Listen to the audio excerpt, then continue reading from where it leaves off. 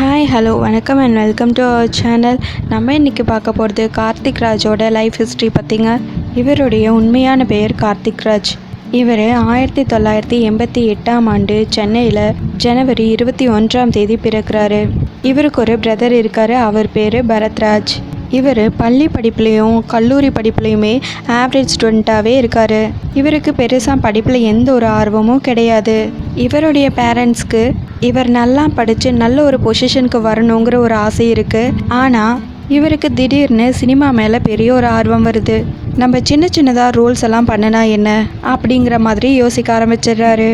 கனா காணும் காலங்கள் வந்த டைமில் இவரும் நம்ம இதில் நடித்தா நல்லா இருக்குமே அப்படின்னு மனசுக்குள்ளேயே யோசிக்கிறாரு.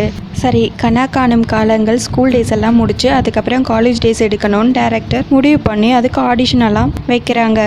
சரி, இதில் நம்மளும் போய் கலந்துக்கலாமே, கிடைச்சா லக்கு, இல்லைன்னா நோ ப்ராப்ளம் அப்படிங்கிற மாதிரி யோசிக்கிறாரு. ஏன்னா இவர் ரொம்பவே ப்ராக்டிக்கலாக யோசிச்சு டேக் இட் ஈஸி அப்படிங்கிற மாதிரி போகிறவர். அதில் கலந்துக்கிட்டு கார்த்திக் ராஜ் சூப்பராகவே நடிக்க ஆரம்பிச்சிடுறாரு. இவர் நடிப்பை பார்த்து பிடிச்சி போய் கனா காணும் காலங்கள், கல்லூரியின் கதை ப்ராஜெக்ட்லாம் இவரை நடிக்க வச்சிடுறாங்க. 2011 போது இவர் கல்லூரியின் கதை பண்ணிட்டுருக்காரு. அப்போது கரெக்டாக ஆஃபீஸுங்கிற சீரியல்லையும் இவருக்கு ஆப்பர்ச்சுனிட்டி கிடைக்குது.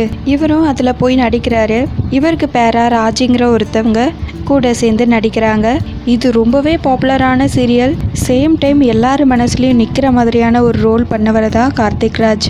ஆஃபீஸ் சீரியல் பார்த்தீங்கன்னா பார்ட் 1 பார்ட் 2 ரெண்டுமே வந்ததுங்க. அந்த ரெண்டுலேயுமே எல்லா பெண்களோட மனசுலையும் நீங்காத இடம் பிடிச்சிட்டாரு. அதுக்கப்புறம் இவருக்கு டான்ஸ் மேலே ஆர்வம் இருந்ததுனால ஜோடி நம்பர் 1ல் நான்சியோட பேராக இவர் ஆடியிருக்காரு.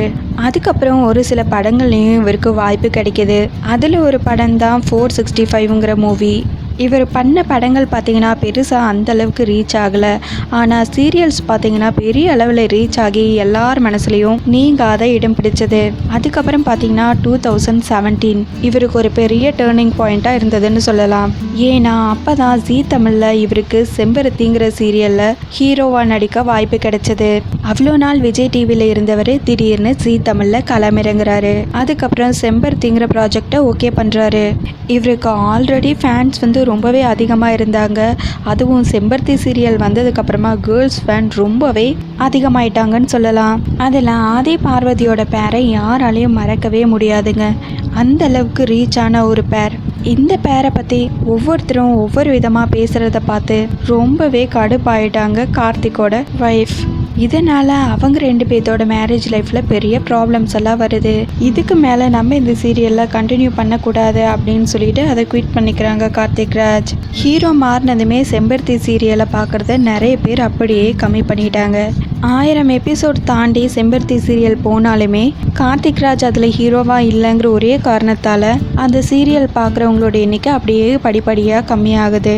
இவ்வளோ பிரச்சனைகள் வந்துடுச்சு, இதுக்கப்புறமும் நம்ம இந்த சீரியலை கண்டினியூ பண்ணக்கூடாது அப்படின்னு கார்த்திக் ராஜ் அந்த சீரியலை விட்டும் விலகிடுறாரு. அவரோட ஒய்ஃப் கிட்ட இருந்தும் விலக ஆரம்பிச்சிடுறாரு. கார்த்திக் ராஜோட ஃபேன் பேஸ் தெரிஞ்ச ஒரு சில டைரக்டர்ஸ் இவரை என்னை நடிக்க வைக்கணும்னா நல்ல ஒரு கதையோட தான் அவரை போய் பார்க்கணும் அப்படின்னு சொல்லிட்டு கார்த்திகை தீபம் அப்படிங்கிற ஒரு சீரியலோட அவரை போய் மீட் பண்ணுறாங்க. கார்த்திக் ராஜும் இதுக்கு ஓகே சொல்லிடுறாங்க. இதில் பார்த்தீங்கன்னா ஹீரோயின் ரொம்பவே பிளாக்காக இருப்பாங்க. ஆனால் கார்த்திகோட அம்மா கேரக்டர் ரொம்ப அழகான படித்த ரிச்சான பொண்ணு தான் கார்த்திகை கல்யாணம் பண்ணிக்கணும் அப்படின்னு சொல்லி யோசிச்சுட்டு இருப்பாங்க. ஆனால் அதுக்கு மாறா தீபா நேர் ஆப்போசிட்டாக இருக்கிறாங்க. என்னதான் முகம் தெரியாத பொண்ணை கல்யாணம் பண்ணிக்கிட்டாலும் ஆனால் கல்யாணம்னு ஒன்று பண்ணியாச்சு, இதுக்கப்புறம் நம்ம தான் அவங்களோட லைஃப் பார்ட்னர் அப்படின்னு கார்த்திக் ஒரு சைடு ஏற்றுக்க நினைச்சாலுமே ஒரு சைடு அவங்க அம்மா கேரக்டருக்கு இது சுத்தமாக பிடிக்கல. இது வரைக்குமே கார்த்திக் கேரக்டருக்கு தீபா மேலே எந்த விதமான ஒரு ஈர்ப்பு இல்லைனாலும் அவர் பெண்களை மதிக்கணும் அப்படிங்கிற ஒரு எண்ணத்தோட தீபாவுக்கு ஃபுல் சப்போர்ட்டிவாக இருக்காரு. இந்த சீரியலுமே மக்கள் மனசில் ரொம்பவே இடம் பிடிச்சதுக்கான முக்கிய காரணம் என்னன்னா கார்த்திக் ராஜோட ஹேர் ஸ்டைல், அப்புறம் ஸ்மைல், அதுக்கப்புறம் அவரோட இன்டெலிஜென்ட்டான டைலாக்ஸ்.